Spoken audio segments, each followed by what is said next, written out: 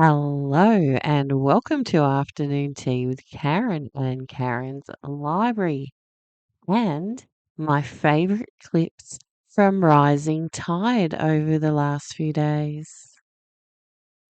Well, every ship needs its captain, and for this flotilla of protesters, it's the local mayor. He's overriding the police and going against the Supreme Court so they can have their voices heard. It's the People's Blockade 2024. Armed with kayaks, the aim is to block the largest coal port in the world for 50 hours. But it could be about to become more of a flop than a float. We are reviewing our options, but people are coming to make their voices heard. It's state government versus local government, and it's got the whole community divided. Look, I think the reason why they're doing it's probably fairly valid. I mean, climate change is the thing. But I think that just sitting in a kayak in front of a big ship's probably not going to do a whole bunch. It's just going to piss a whole lot of people off. For the past 12 months, Green Group Rising Tide has been planning its blockade of the Newcastle port to protest coal exports. The group applied to police to hold a public assembly, but it was denied. Organiser Zach Schofield. And that would give us some legal protections to be on the water and be on the beach without being given move-on orders. The group took the decision to the Supreme Court, but the court sided with police. Now the newly elected Lord Mayor has gone rogue, granting the protesters permission to set up camp on the shore. Lord Mayor Ross Kerridge. Given the undertakings that Rising Tide have made, that they should be allowed to go ahead. But their credibility is on the line. Rising Tide pride themselves on civil disobedience. It's the same protest group who have previously blocked the port and climbed atop coal trains. We've dropped a big banner off the side and we've started shoveling off a bit of coal. But the mayor says he's got faith the protesters will do the right thing, despite going against police advice. Do you worry you have, got the police offside in one of your very first big calls as mayor? Look, I'm sure this is not the first time that we'll have disagreements, that we have different perspectives, different balancing acts that we need to work with. The state government hasn't taken that news lightly. Transport for New South Wales now slapping an exclusion zone on the Newcastle port area from Thursday night to Monday, ahead of the planned blockade from Friday. So this exclusion zone is completely unprecedented. You know, the legislation was made to protect community events, right? Yacht races and swims. It's never been used to shut down a protest before. But Zach says with thousands of people still planning to descend on the port for the protest, he can't say what people may do. Do you intend to still paddle out come Friday? Look, if I was, a young person, and I am, in this position where I feel like the government has silenced me time and time again, I would be really angry and I couldn't say what's going to happen on the day. So we are at the Supreme Court and we have just heard the ruling that we won.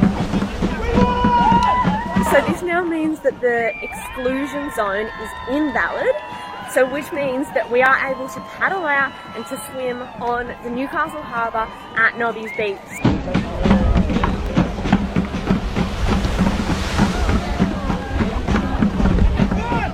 Protesters remain in the port of Newcastle this evening, demanding climate action and calling for an end to coal exports. Alongside them is a strong police presence, preventing activists from nearing one of the country's busiest shipping channels. Bobbing in the backwash of a passing bulk carrier, Rising Tide activists refuse to be pushed back. I thought that we might go and stop the ship, because that's the whole idea, to stop the coal ships. They have the legal right to protest, but there's a line. A ship is proceeding along the channel and it is dangerous to get close to that ship. Police and Transport for New South Wales were against the demonstrations, but yesterday the state government lost a battle in the Supreme Court to establish an exclusion zone that would have prevented activists from legally taking to the water. The government has just thrown everything at us to try to shut this protest down, but here we are. The Shadow Attorney General believes there are harsher penalties the Premier should be pulling out of his hat. Up to 2 years imprisonment and $22,000 fines for protesters who disrupt major facilities like the Port of Newcastle. Back on land and in a less legally fraught area, students use their young voices to also call for climate action. It's really worrying for a young person because I'm not sure if I'm going to be able to have a safe future. There's going to be both a police and protester presence here over the coming days. Then next week, Rising Tide advocates take their campaign to Canberra. A former coal miner and union representatives among those lending their voices. I've been a coal miner for 40 years, but the impacts of climate change are now obvious. We're here to work with environmental groups, not to see them as the opposition, but work with them to secure a sustainable future. I'm here today at the People's Blockade of the world's largest coal port as a young Australian who's terrified about my future and outraged by the injustice. Because our government has failed us in acting swiftly and safely in taking care of us in regard to climate action. We're protesting against the destruction of the climate, that coal and gas and fossil fuels is destroying the climate, and we want renewables. Our government continues to ignore the voice of the people. They continue to kick the can down the road when it comes to reducing emissions and actually reaching the targets that they promised they would meet. But it's really good to just get out here and get involved in something that's so important. Knitting Nunners are here today because we want to save the land, air and the water and our grandchildren's futures from coal and gas. I'm here today because it's quite clear that governments are much more interested in protecting the fossil fuel industry, that is governments around the world, than taking action against climate change that is already costing many lives. I mean, it's just an impossible situation, and unless people do take action, I seriously fear for the future. And we can make a real difference here at Newcastle Port, which contributes to 1% of the total emissions around the world. Well, actually, I came to the very first one of these that was over on Nobby's Beach. A very small turnout. It's fantastic how it's grown. You know, there's thousands of people here, hundreds of people out on kayaks, and all making our voices heard. Well, I'm here just to be a part of it all. I think it's really important. I mean, it's my future. It's going to be my children's future. I'm here to show support and be part of this collective action to defend our collective future from dangerous climate change. I'm really scared about what's coming in terms of the state of the planet, the weather, the climate. Notice I have a lot of fear around lack of water, increasing heat. So coming here is doing something about that.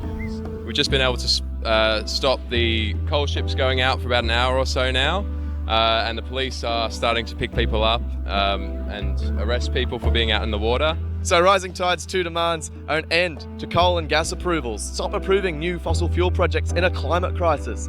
And the second one is a 78% export profits tax for that industry so we can take care of communities like Singleton and Muswellbrook who actually do rely now on the coal industry, but they don't have to, right? And if we fund those communities properly, we can all have a safe future. So I'm here alongside thousands of others to protest the Albanese government, to call them out on their failure to act and to stand up for the rights to life of everyone and everything on this planet. It's extraordinary that both Anthony Albanese and Chris Minns are sitting in their air-conditioned offices on the side of Big Coal, sending in the police to try and stop a peoples-based movement that only wants a safe climate. The state government just wanted to shut this down. That was their only aim. Peaceful protest surely is one of our rights in Australia. It is outrageous that in a democratic society, our government is more committed to silencing the voices of everyday Australians who are expressing concern about their future than do anything to target the corporate greed that are selling out our futures for profit. First of all, refused to give it a permit. They managed to get that upheld in court, and then they they tried to put out a notice saying you couldn't even go swimming in Newcastle around the harbour this weekend. It's our right to come out here and show our government that they have failed, to hold them to account, and what a powerful way to do it. You know, I'd say to Chris Minns and Anthony Albanese, whose side are you on? Are you on the side of the global fossil fuel industry that wants to destroy the planet, or are you on the side of the thousands and millions of Australians who you're meant to be there to represent? And today, they've made their decision clear. They're on the side of big coal. But I'm not surprised. I feel like the state government is clearly on the side of fossil fuels. The fossil fuel industry is destructive. Climate change is happening now. Thousands of people have been affected already in Australia. People are dying, and our government wants to spend their resources shutting down peaceful protesting rather than acting. So we have been put under the most pressure that the state government can possibly bring to bear. They even broke the law to try and stop us even getting on the water, right? And so we've had to do everything that we can to contest that. And that means thousands and thousands of people on the beach, right? And the more people we have, the more disruptive we can be. We also need to win the story war and demonstrate that we're not just, ratbags and radicals, though I love ratbags and radicals. It is everyday people rising up from the bottom to take on the industry. We need everyone, so come and join us. We are about to launch out into the people's blockade of the world's largest coal port. As the protesters from the group Rising Tide did that, police moved in, attempting to stop the flotilla of kayaks from entering the channel. People making a break past the police. The Zodiac boats are following, grabbing the boats. Dozens of the protesters were arrested, with police adopting their zero-tolerance approach. You may be committing an offence pursuant to section 214A. This morning, over 100 people entered the coal shipping channel and we have witnessed arrests being made by police. We have blockaded the world's largest coal port. Attention, attention, we have stopped the coal ship! Police criticising the protest action for putting the safety of officers and themselves at risk. We had 34 people that were required to be pulled out of the water during arrests by the Police Marine Area Command or divers. We had 10 people that were required to be assisted back to shore.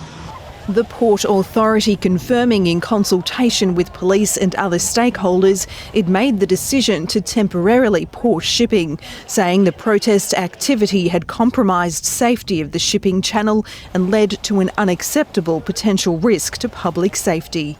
We should have the right to disrupt an industry that is destroying our children's futures for profit and not paying its fair share back to the hunter. Thousands of people have gathered in Newcastle over the 3 days of the protest action.